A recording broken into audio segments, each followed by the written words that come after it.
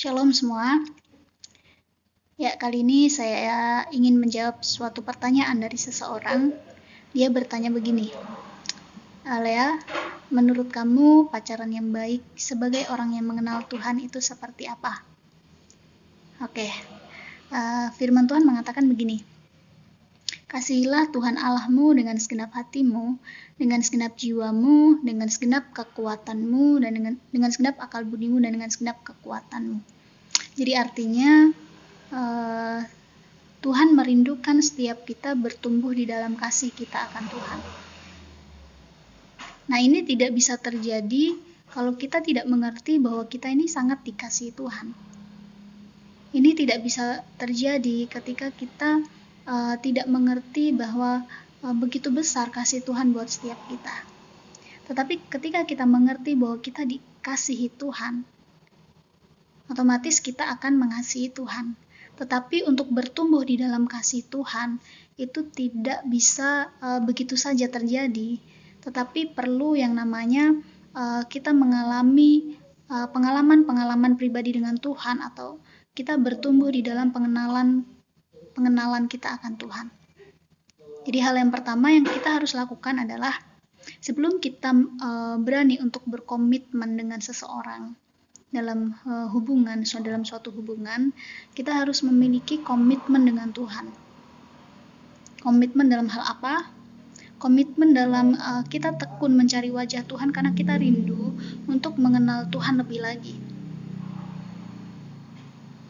Dan yang kedua, komitmen di dalam pengiringan kita akan Dia dengan segala keadaan atau dengan segala situasi yang terjadi.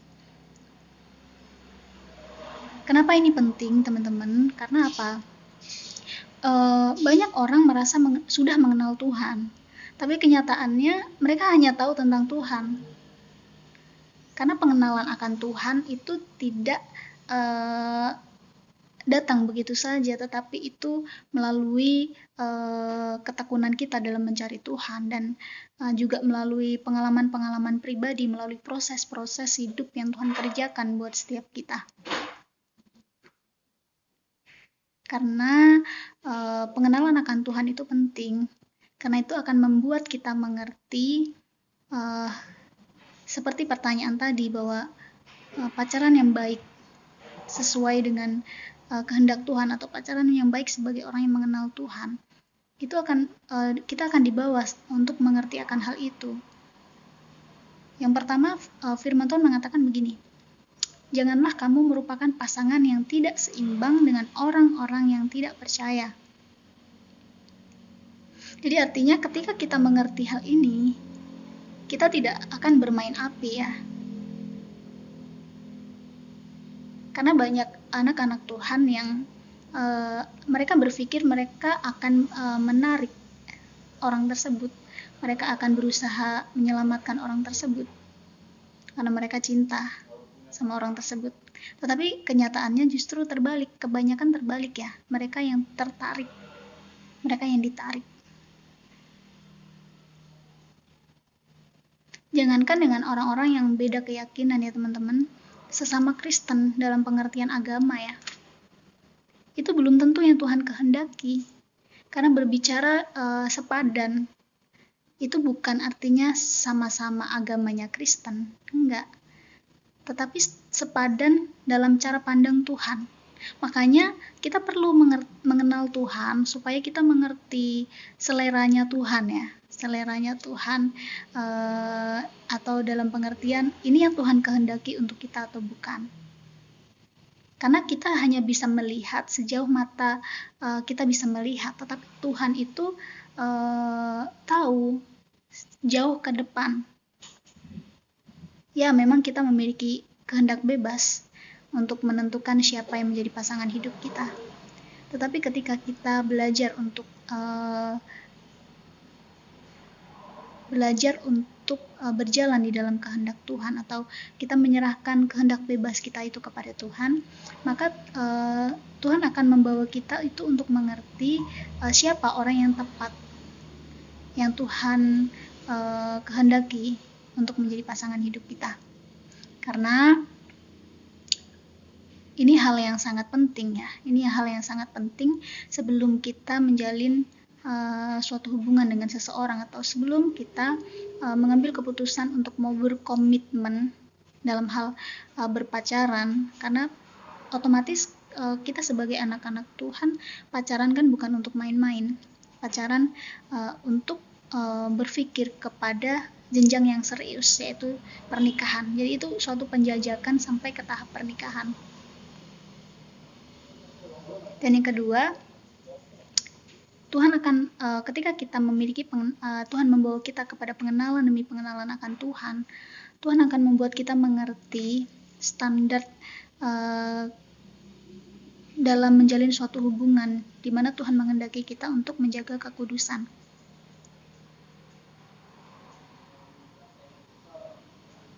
Jadi artinya kita tidak akan memiliki gaya pacaran duniawi, tetapi kita mengerti nilai-nilai atau hal-hal yang atau batas-batas yang kita tidak boleh lakukan, atau hal yang ya kita masih bisa lakukan.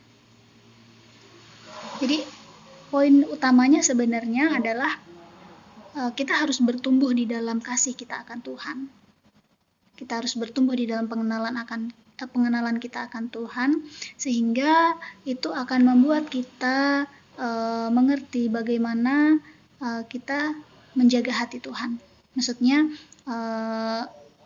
kita rindu untuk supaya kita tidak menyakiti hati Tuhan, karena kita berfokus kepada Tuhan, karena kita mengasihi Tuhan, sehingga kita tidak mau menyakiti hati Tuhan. Itu sebenarnya poin yang paling utama ya, untuk kita mengerti bagaimana berpacaran yang baik ya, atau bagaimana berpacaran sesuai dengan kehendak Tuhan. Saya bicara seperti ini bukan berarti saya sempurna, enggak. Saya juga pernah melakukan suatu kebodohan di masa lalu. Kenapa? Karena dalam ketidakmengertian saya. Dalam ketidakmengertian seperti apa? Yang pertama, karena saya belum mengerti bahwa saya sangat dikasihi Tuhan. Saya belum mengenal Tuhan. Sehingga itu membuat saya berfokus kepada diri saya, berpusat kepada diri saya, sehingga saya tidak peduli bahwa ada satu pribadi yang terluka, yaitu Tuhan Yesus. Dan yang kedua, karena saya hidup di dalam banyak luka. Maka dari itu teman-teman, sebaiknya sebelum teman-teman mengambil keputusan untuk berpacaran, kita jangan hidup di dalam kekosongan ya. Dalam arti begini, ketika kita hidup di dalam kekosongan, maka kita akan berusaha untuk mencari kebahagiaan di luar sana. Tapi kalau hidup kita ini sudah dipenuhi oleh Tuhan, kita sudah merasa bahagia, kita sudah merasa Tuhan itu sudah lebih dari segalanya buat kita, maka pacaran bukan lagi untuk kita mencari kebahagiaan atau mencari kekosongan jiwa kita, tetapi pacaran itu karena kita tahu ada tujuan atau ada goal ya, dimana sampai kepada tahap pernikahan, dan Tuhan juga memiliki sebuah rencana dalam suatu pernikahan yang Tuhan kehendaki ya. Jadi ada sebuah tujuan Tuhan di dalam suatu hubungan yang dalam kehendak Tuhan.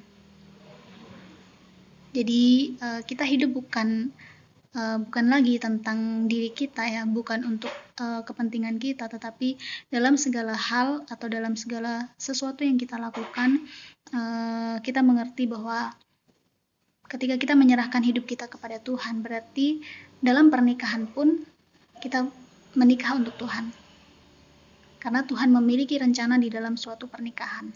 Begitupun sebelum masuk ke dalam pernikahan, kalau teman-teman dalam masa pacaran, dalam masa penjajakan, hal yang utama kita harus bertumbuh di dalam kasih kita akan Tuhan, kita harus bertumbuh di dalam pengenalan kita akan Tuhan, kita harus komitmen sama Tuhan sebelum kita komitmen dengan seseorang, karena itu merupakan suatu pondasi yang membuat rumah tangga kita ke depannya itu akan kokoh. Karena apa? Kristus yang menjadi pondasi kita. Tetapi kalau kita dalam keadaan hati yang belum dipulihkan Tuhan, atau kita masih dalam hati kita berpacaran, kita mencari kebahagiaan, ketika masuk dalam pernikahan, yang terjadi apa? Kita akan sama-sama saling menuntut. Tapi kalau hidup kita sudah dipenuhi Kristus, maka kita akan belajar saling memberi. Karena dua menjadi satu, itu artinya Tuhan pertemukan untuk saling melengkapi satu dengan yang lain. Sekian yang saya bisa bagikan. Kalau ada pertanyaan-pertanyaan yang lain, boleh teman-teman chat. Tuhan Yesus memberkati.